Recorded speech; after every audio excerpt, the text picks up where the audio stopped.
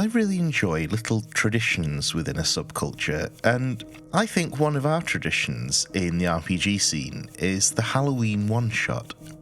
So, for this video, I wanted to look at some smaller games that groups could easily introduce to their table for a spooky adventure.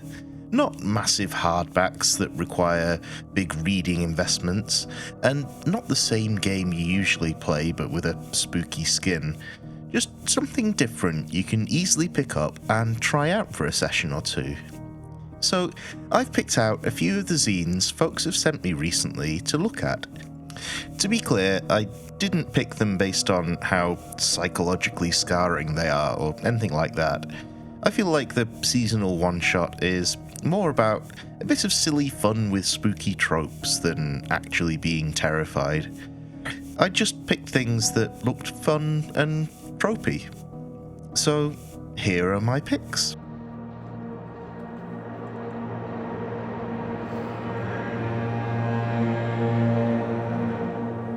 You've seen zombie movies before, right? Well, this is that. Reanimated is a zombie survival game inspired by 90s games like All Flesh Must Be Eaten. Something really impressive about it is how much it manages to pack into 20 pages. It's a full traditional style game in a very small, simplified package. If your players are used to trad games like D&D, then it'll be really quick and easy to make the switch. 3 attributes, strength, dexterity, and mental, each with associated skills. We're rolling 2d8 for our checks and adding the attribute and skill bonus. There's a simple advantage and disadvantage system. Combat involves initiative, movement, standard actions, and free actions. There's a simple class system, negative hit points, all very familiar stuff. Where we get the flavour though is in the active defence and infection system that turns every single encounter into a potentially deadly one, no matter how weak the shambling corpses might seem. You'll want to think very carefully about getting into combat at all, making the game capture that tension that's unique to zombie movies, that anyone could die from the smallest mistake. Let me explain how. Instead of an AC system, you'll be rolling block or dodge to avoid damage from the ravenous hordes. I think that's important in this system because after each combat encounter, if you took damage from a zombie, there's a 50-50 chance you'll become infected. You might be able to amputate the affected limb, of course, if you're quick enough, but otherwise, you'll slowly lose HP until you die, and then you turn. Having your defense be an active role makes it all the more tense when you know failure could lead to your death, every time.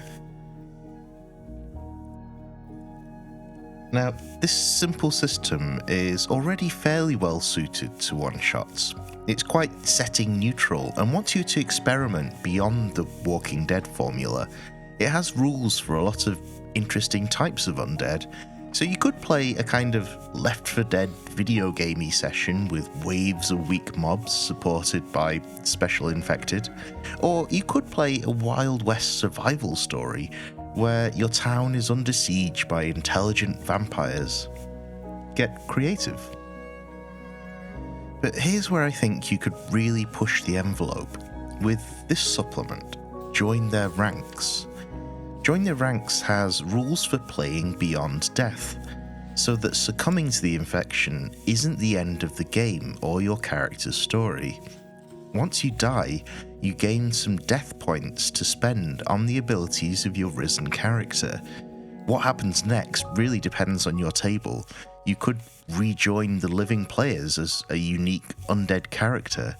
It could mean that a TPK isn't the end of your adventure, or perhaps you're now working against the living players, turning a co-op game into an even more desperate fight for survival, as each death means a new powerful PvP adversary.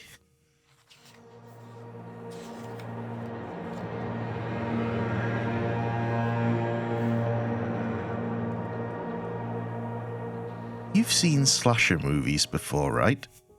Well, this is that. Slasher aims to capture the feel and tropes of various connected horror genres. Teen slasher movies, haunted house stories, creature features, or even Michael Crichton-esque thrillers where a group of scientists has to investigate some strange goings-on only to get cut off by a storm. Anything where characters are isolated and being hunted one by one. It's another fairly easy sell, because you're encouraged to play familiar character archetypes from the genre, each with a couple of strengths and a flaw, and you could quite easily suggest pre-generated characters for the table. So for your standard teen slasher story, there's the jock, the cheerleader, the stoner, the final girl, etc. Your character is very likely to be picked off, with only 1 or 2 player characters making it to the finale, and those memorable set-piece deaths are part of the structure of the game. Here's how it works. Each player has 5d6 skill dice, and the GM has 2d6 horror dice per player. During the setup, all these dice are rolled in secret. Dice that fail to roll high are hidden away, and dice that succeed are added to a bag, so that no one knows how many dice are in the bag, and you're not allowed to discuss it.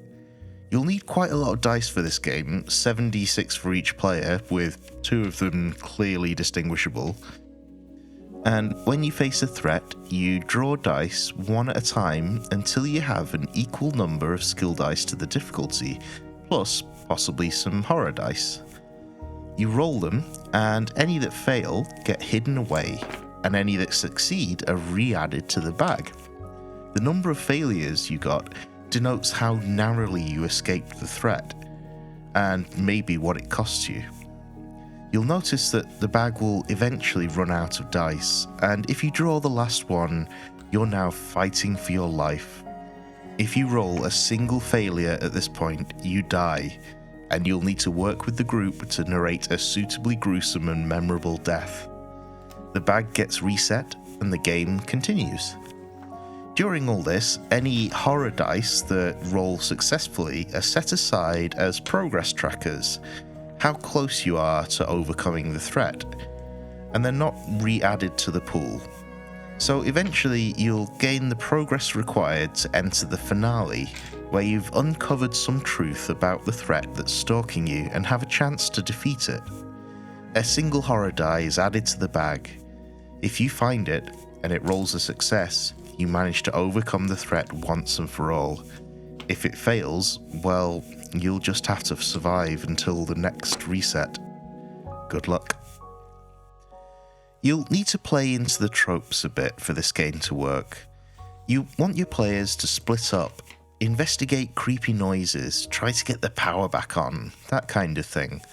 And the book includes 3 scenarios to help you out, each with a unique threat and story beats split into acts. There's a Nature's Revenge story where a supernatural hunter enacts vengeance on a group of land developers whose car is broken down.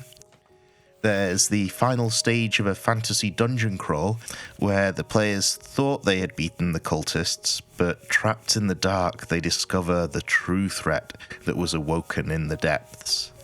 And finally, there's an alien-inspired story, where Loose on a Spaceship is an unnaturally strong, fast and stealthy creature that excretes acid and hunts with terrifying precision.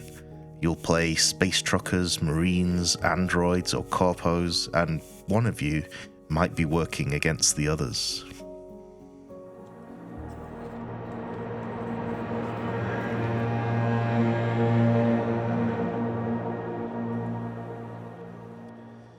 You've seen Scooby-Doo before, right?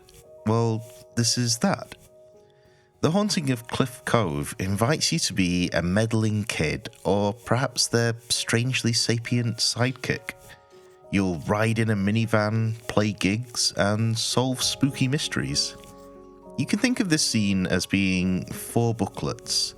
After the intro, with a small and simple map of Cliff Cove with flavour and NPCs for its locations, The first booklet is the Meddling Kids book, which gives you some procedures for the moves, a Meddling Kid playbook, a Sidekick playbook, and another for the minivan. The Secret Keeper book is a GM section, which goes over some of these moves from a different perspective and teaches you about the progress mechanic of challenge dice.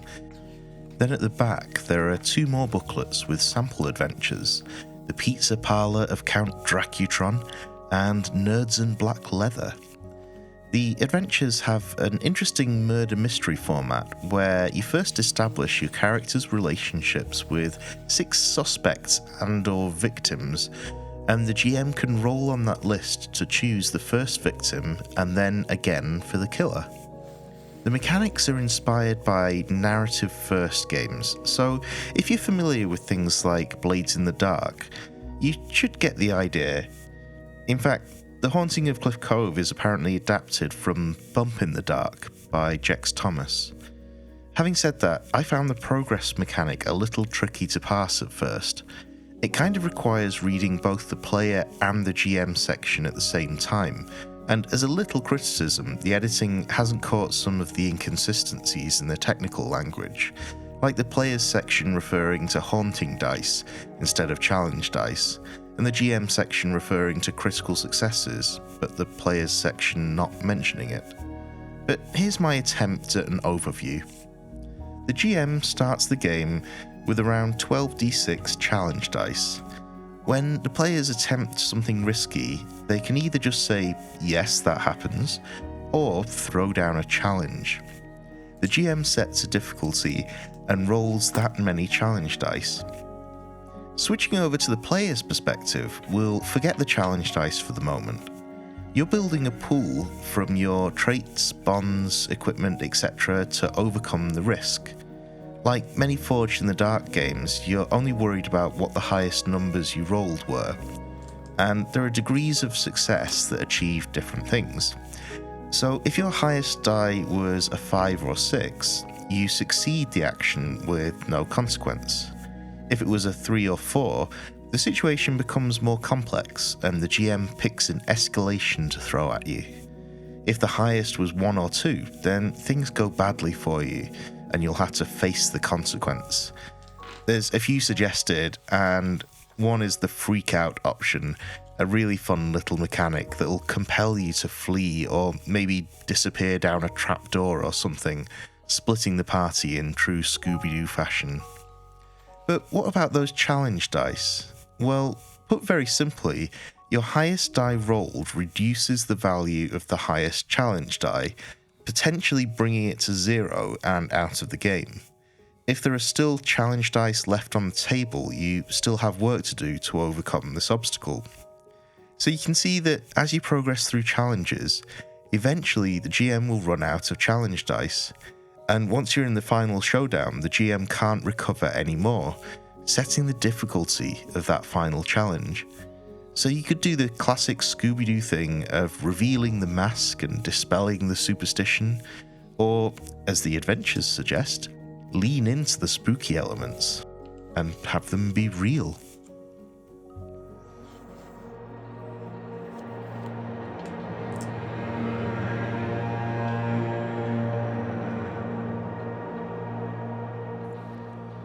You've seen Ghostbusters before, right? Well, this is that. You'll play as a group of blue-collar small business owners trying to make a living in the unglamorous world of ghost extermination. The writing in Spectral Exterminators is a joy, fully conversational, guiding you through the game just like a GM might. That's Ghoul Master, by the way, in this case. Its open D6 system is very easy to pick up too. To create your exterminator, you distribute 12 points between 4 traits: brains, muscles, moves, and cool, and tie a specific talent to each trait, like interpretive dance or celebrity gossip. You know, things that'll come in handy. Other than that, you just need a personal goal and to give yourself 20 brownie points to start with. Facing hardship means losing brownie points, and working towards your goals gains you brownie points, and you can spend them to add bonuses to a roll. Talking of rolls, making a check is a very simple process of rolling the same number of d6s as your trait score, and adding 3 more d6s if you have a relevant talent, then adding up the results to see if it meets a target number. Easy. And if you fail, you also lose brownie points. Falling to 0 might mean you pass out from shock. Where it gets extra fun though is the spooky die. Every time you roll, you always include the spooky die as one of your d6s. If the spooky die rolls a 6, regardless of your score, well, there's going to be something strange in your neighborhood, I guess. Every player gets to suggest something that went hilariously wrong, and the most hilarious consequence wins. So very likely your game will be one of slapstick comedy, not serious scares. And to add to that fun, quite a lot of the book is dedicated to building weird and unique undead apparitions, as well as giving you some examples. It's not an overly complex process, just a matter of picking a class type, some qualities and some abilities, as well as a goal just like the players. The ghosts get a power score, which is how many dice they roll for checks, and ectoform, which represents the strength of their presence in the physical world. Generally, you'll need to reduce a ghost's ectoform to 0 before you can trap it, and generally you will need to trap them rather than kill them, since, they're already dead. Some class 6 or 7 entities might have ectoforms so high as to be effectively invulnerable to your particle thrower, and will need a bit more creative problem solving to deal with. The sample adventure is a suitably silly one as well. The 13th floor, where the residents of 34th and Lexington have been putting up with some disco-themed supernatural occurrences. After getting a call from one of the characterful residents, the exterminators will have to explore the building and contend with threats like the oozing cheese of fondue Fred and the smell of burning vinyl.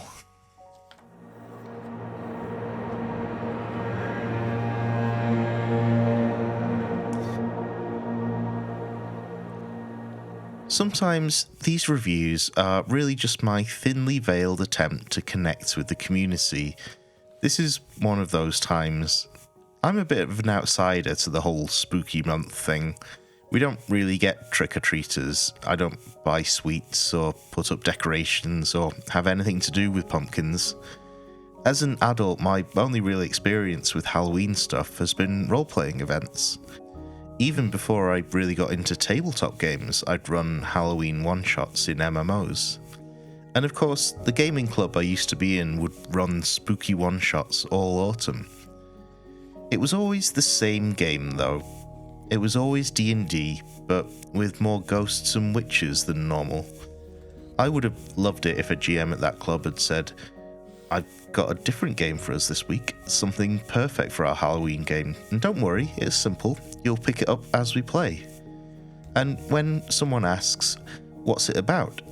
an answer like, "Well, you've seen Ghostbusters before, right?"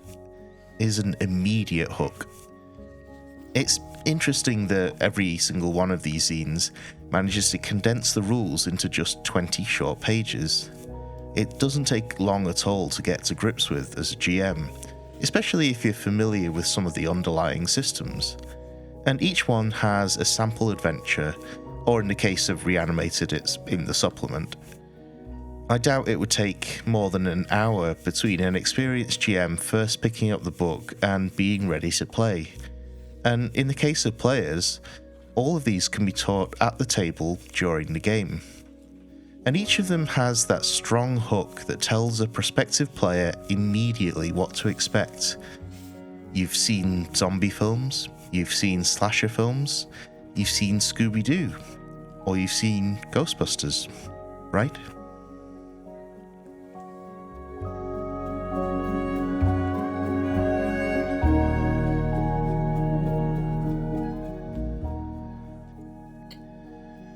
So we've just hit 7,000 subscribers, which is genuinely incredible. I'm always at a bit of a loss for words with things like that. And I'm not one for celebrating arbitrary numbers, but coincidentally, there is a project I've been working up the courage to announce, so I guess now is as good a time as any. A few weeks ago was the digital launch of Midnight Muscadines, the cozy dark game of magical jams, and it's fast become one of my favourite games. Now, I guess the sensible thing to do would be to review it, but I'm going to do something different. Starting next week, I'll be publishing an actual play series following my first campaign in this incredible world that shifts in tone from dark and apocalyptic to bright and cozy, while always feeling cohesive. I love it, and I want to share my joy playing the game. And it'll be a little something for those off weeks when I'm getting to grips with whatever game I'm reviewing next. A huge thank you, by the way, to the folks on Ko-fi who are making that possible. You've helped me feel able to keep doing what I'm doing with reviews and also add a little bit extra to the channel. So thank you so much. Talking of reviews, are we done with spooky videos yet? Maybe. I haven't actually decided, but I do feel like I owe you the next big requested game. So look forward to Reanimated either in the next review or the one after. And until next time, happy adventures!